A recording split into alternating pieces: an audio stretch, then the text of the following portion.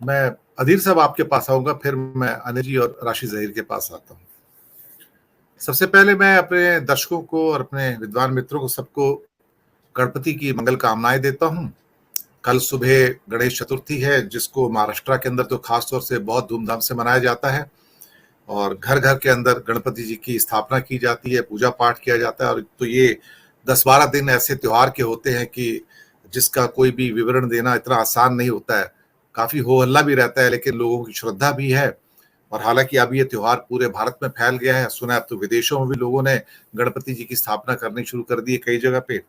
तो हम अपनी ओर से सभी दर्शकों को और हमारे विद्वान मित्रों को गणपति की इस पावन त्योहार पर अपनी ओर से मंगल कामनाएं देते हैं, ताकि गणपति जी आप सबके लिए सुख, समृद्धि, शांति और स्वास्थ्य लेके आए और आपका सारा वर्ष जो है अच्छा जाए, सुख और शांति के साथ। इन्हीं कामनाओं के साथ आगे बढ़ते हैं। अधीर जी, मोदी जी अभद्र और अशिष्ट होने का कोई मौका छोड़ते नहीं है।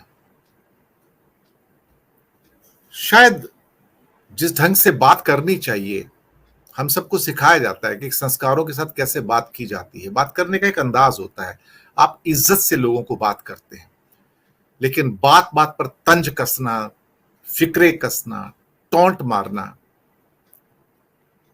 यह अभद्रता है, अशिष्टता है। यह हमारे संस्कारों में नहीं है। न जाने इनके संस्कार कौन से हैं। और फिर जब रोने धोने की बात सुबह की तो बहुत बुरा लगा कि आप क्या कर रहे हो। आपकी उम्र 73 साल है, कल आपने अभी 73 ईयर्स कंप्लीट किए हैं, और 73 ईयर्स के बाद भी आपकी वो जो आदत है तंज मारने की, बिलो द बेल्ट कमेंट से कहते हैं, वो गई नहीं है। दुख होता है। दुख इसलिए होता है कि जो टॉप पे बैठे लोग हैं वो एक स्टैंडर्ड सेट करते हैं, लेकिन यहां जो स्टैंडर्ड सेट हो रहे हैं वो निम्न स्तर के हैं। और उस निम्न स्तर के कमेंट्स के ऊपर जो पीछे उनके फ्रंट और बैक बेंचर्स हैं तालियां बजाते हैं। ये शर्म की बात है।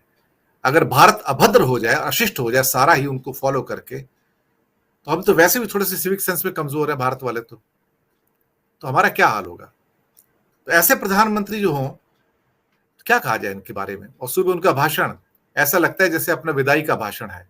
अपने लिए एक नया रोल तैयार कर रहे हैं, अपने आप को बुद्ध और गांधी दिखाने के चक्कर में है।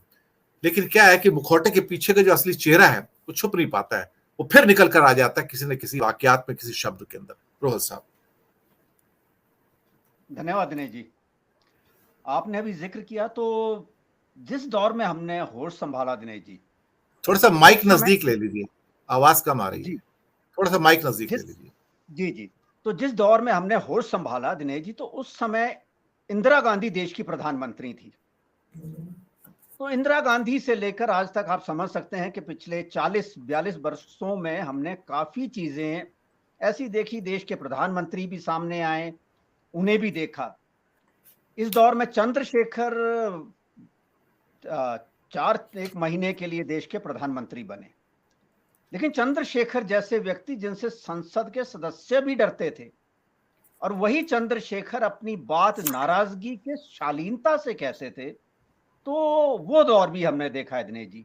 बाकी पीवी नरसिम्हा राव, गुजराल साहब, देवगौड़ा साहब, और बाकी अटल जी थे, और फिर मनमोहन। तो वो सारी चीजें हैं। तो अब जो शिष्टता की आप बात कर रहे हैं, और आपने खुद ही कहा कि कौन से संस्कार इन्हें मिले होंगे, तो वो हमें भी नहीं पता दिनेश जी। देखिए, कोई व्यक्ति होता है, किसी भी संस्कार, किसी भी पृष्ठभूमि से आए, तो जब एक जगह पे जाता है वो, तो उस जगह पे जाने के बाद उस जगह की वो मर्यादा रखता है, अपने आप को उसके अनुरूप ढालता है। लेकिन यहां उल्टा हुआ है। जो ये चेयर थी, जिस चेयर पे मोदी जी आए, उसके अनुरूप ढालने की बजाय पिछले 9.5 वर्षों में हमने जो देखा है, तो वो तो उल्टा ही हुआ है।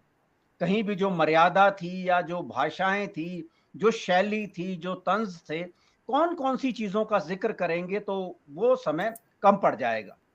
क्या क्या मतलब, जो हम आपने बिलो द बेल्ट बात कही कि नहीं करनी चाहिए, उन्होंने तो महिलाओं को नहीं छोड़ा दिनेश जी। हमारे देश ने देखा, हमारे देश की इस राजनीति ने देखा, इस दौर ने देखा कि प्रधानमंत्री ने इस देश की महिलाओं के लिए क्या क्या टिप्पणियां की हैं। तो क्या उम्मीद कर सकते हैं। बाकी मैं सिर्फ दिनेश जी इतना ही कहूंगा कि आपने अपने जो शुरुआती बात में कहा तो कि विदाई जो इनका सेशन है, तो अगर विदाई हो तो ज्यादा अच्छा है, इस देश के लिए तो ज्यादा अच्छा है। कम से कम देखिए देश अगर किस तरफ गया है वो हम सब ने देख लिया।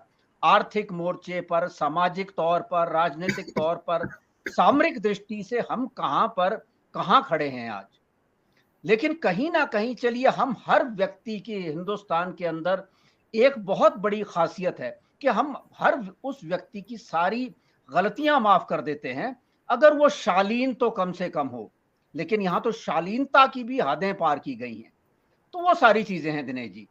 बाकी आज का जैसे जिक्र राजू भाई ने अभी किया कि ले देकर आप बीच में फिर वो वहीं पर आ गए, मैं भी वहीं पर आना चाहूंगा कि उन्होंने जो रोने धोने का जिक्र किया कि रोना धोना छोड़ो ये तो चलता रहेगा। ये एक घर के अंदर कोई बुजुर्ग शादी के मौके पर कहे या कोई घर का बड़ा अवसर है, वहां पर अगर अपने घर के नाराज लोगों से सबके सामने ये कहे कि चलो भाई छोड़ो सारी चीजें, रोना धोना, और चाहो चलो ये काम करते हैं। तो दिनेश जी ना उस व्यक्ति के प्रति जो हमारे अतिथि आए होंगे, और अतिथि कौन है? पूरा देश, जिन्होंने वो देखा, तो ना उनके मन में उस व्यक्ति के लिए कोई सम्मान होगा, ना ही उन लोगों के लिए जिनके लिए उन्होंने कहा है। तो ये सारी चीजें तो ये हुई। आपने जिक्र किया कल वो प्रधानमंत्री हमारे 73 बरस के हुए, उन्हें बहुत लंबी उम्र में मिले, हम यही कामना करते हैं। लेकिन आप ये देखिए कि अपने 9.25 साल में कल देश को, मेरे ख्याल से, मुझे नहीं, मैं मानता हूं कि 80% आबादी को पता नहीं होगा दिनेश जी के मोदी मंत्रिमंडल में कितने मंत्री हैं। कल पता चला होगा जो उनका प्रचार के माध्यम है सारे, कि इस देश में 70 मंत्री हैं। और किस मंत्री के पास क्या है ये तो शायद 3-4 मंत्रालयों को छोड़कर आज भी देश के नागरिकों क्या हमें भी अंदाजा नहीं होगा। तो 70 मंत्रियों की फौज कल फिर उन्होंने लगा दी थी अपने प्रचार के लिए। तो पिछले 10-9 वर्षों में इस देश में अगर कुछ हुआ है तो सिर्फ प्रचार प्रचार प्रचार, और उस प्रचार में भी भ्रामक प्रचार किया गया, झूठ बोला गया, और नफरत जो फैलाई गई, जिसको प्रसारित आगे करने के लिए हमारे मीडिया के बहुत सारे लोगों ने उसमें साथ दिया। तो इस देश को इतना विषैला बना दिया गया दिनेश जी। मैं एक जिक्र करना चाहूंगा छोटा सा। कल ही हम फेसबुक पे अपने किसी मित्र ने एक लिखा किसी फिल्म के बारे में कि बहुत अच्छी फिल्म है, सभी को देखनी चाहिए। मैंने भी उसके बीच जिक्र किया कि भाई इसका भी जिक्र कर देना चाहिए हमें, ये भी समाज के लिए एक बहुत अच्छी फिल्म है। आज सुबह मैं देखता हूं कि अहमदाबाद की तरफ से 2-3 कमेंट उसमें आए हैं, और उसमें क्या कह रहे हैं, खबरों की कटिंग डाली गई है, मजेदार बात। और वो कटिंग ऐसी डाली गई है कि आप इनका जिक्र क्यों नहीं करते। और वो खबरें थी कि नूह की तर्ज पर अहमदाबाद में भी हिंसा फैलाने की कोशिश।